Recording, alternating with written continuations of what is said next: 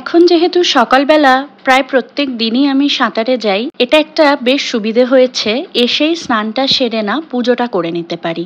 আগে পুজোটা করতে করতে না অনেক বেলা হয়ে যেত। বাড়ির রান্নাবান্না সমস্ত কিছু গুছিয়ে সাঁতারে চলে যাই, এসেই তারপরে অফিসে বেরোনোর থাকে হাজব্যান্ডের, ওর সব কিছু গুছিয়ে টুচিয়ে দেওয়া। যদিও ওর টিফিনের পুরো দায়িত্বটা মাই দায়িত্ব সহকারে একদম সকাল থেকে উঠে রেডি করে রাখে, তাও মোটামুটি বাড়ির রান্নাবান্নাগুলো সেগুলো তো সব আমিই করি। তো সমস্ত কিছু মিলিয়ে মিশিয়ে এখন বেশ তাড়াতাড়ি পুজোটা হয়ে যায়। আর এই মোমেন্টে না আমার বাড়ির যে হেল্পিং হ্যান্ড দিদি আছেন, উনি প্রায় ১.৫ মাস হলো ছুটিতে রয়েছেন। উনিও কবে আসবেন কোনো ঠিক নেই, আমাদেরই ঘর ঝাড়ু মোছা করতে হচ্ছে, যার ফলে না আরও একটুখানি সময়ের আর কি অভাব বোধ করতাম। সকাল সকাল পুজোটা হয়ে গেছে, দেখুন কি সুন্দর লাগছে। সকাল সকাল পুজোটা হয়ে গেলে না আমার মনে হয় বেশ অনেকটাই সুবিধে হয়।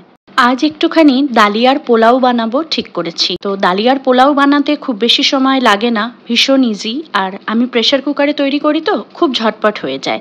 তো আমি সকালে ছবি দিয়েছিলাম ডালিয়ার পোলাওয়ের, সেখানে আমার কাছে কয়েকজন বন্ধু জানতে চেয়েছিলেন কিভাবে করেছি, তো দেখিয়ে দিচ্ছি।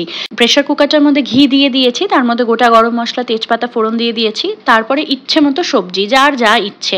আমি সুইটকর্ন, গাজর, বিনস আর মটরশুঁটি দিয়েছি, আমার কাছে এইগুলোই ছিল, আমি এগুলোই দিয়েছি। এর সাথে আমি একটু কাজু কিশমিশ দিয়েছি। পোলাওতে ঠিক কাজু কিশমিশ ছাড়া আমার ভালো লাগে না। এবার এই সবগুলোকে একটু ভালো মতন ঘিতে একটুখানি ভাজা ভাজা করে নেবো, তবে খুব বেশি কিন্তু আমি ভাজি না। আর এরপরে এখানে আমি ডালিয়া দিয়ে দিয়েছি। ডালিয়াটা অবশ্যই তার আগে আমি শুকনো খোলায় ভেজে নিয়েছিলাম। ভালো করে সব কিছু একটু মিশিয়ে নিচ্ছি। পুরো রান্নাটা চাইলে ঘিতেও করা যায়, পুরো রান্নাটা চাইলে সাদা তেল দিয়েও করা যায়, তবে আমি ঘিটাই প্রেফার করেছি। এরপর আমি ঠিক কাপে মেপে যতটা ডালিয়া নিয়েছিলাম তার ডাবল পরিমাণে জল দিয়ে দিলাম। জলটা অবশ্যই মেপে দিলে ভালো হয় ডালিয়ার পোলাওতে, না হলে যদি একদম চটচটে হয় খেতে বা একটুখানি কাদা কাদা হয়, সেটা ঠিক ভালো লাগে না। একটু ঝরঝরে হলে খেতে ভালো লাগে। এবার জল দেওয়ার পর আমি এটার মধ্যে দিয়ে দিয়েছি স্বাদ মতন নুন, আর তার সাথে দিয়ে দিয়েছি স্বাদ মতন চিনি। মিষ্টি না হলে না যে কোনো পোলাও আমার ঠিক ভালো লাগে না, স্পেশালি যদি সেটা ভেজ পোলাও হয়, তাহলে তো একদমই আমার ভালো লাগে না। চালের পোলাও হোক বা ডালিয়ার পোলাও, আমি মিষ্টিটা কিন্তু অবশ্যই দেই। আর এর সাথে দিয়ে দিয়েছি একটুখানি আদা, ভালো মতন গ্রেটারে গ্রেট করে নিয়ে। ব্যাস, আর কিচ্ছু এটাতে লাগবে না।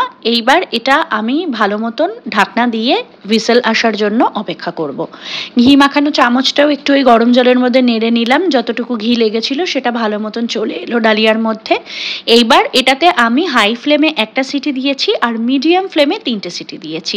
এটা না প্রত্যেকটা জায়গার উপরে ডিপেন্ড করে, ডালিয়ার কোয়ালিটি আর জলের কোয়ালিটির ওপরে, যে কটা সিটি লাগবে। ভিডিওটা কেমন লাগলো অবশ্যই কমেন্ট করে জানাবেন। ভালো লাগলে একটা লাইক করে দেবেন এবং আমাদের পরিবার বাউন্ডুলে বংশের পাশে থাকার জন্য সকলকে অনুরোধ করছি। সকলে ভালো থাকবেন, সুস্থ থাকবেন, সাবধানে থাকবেন। দেখা হবে খুব তাড়াতাড়ি নতুন কোনো একটি ভিডিওতে। আজ তাহলে আসি।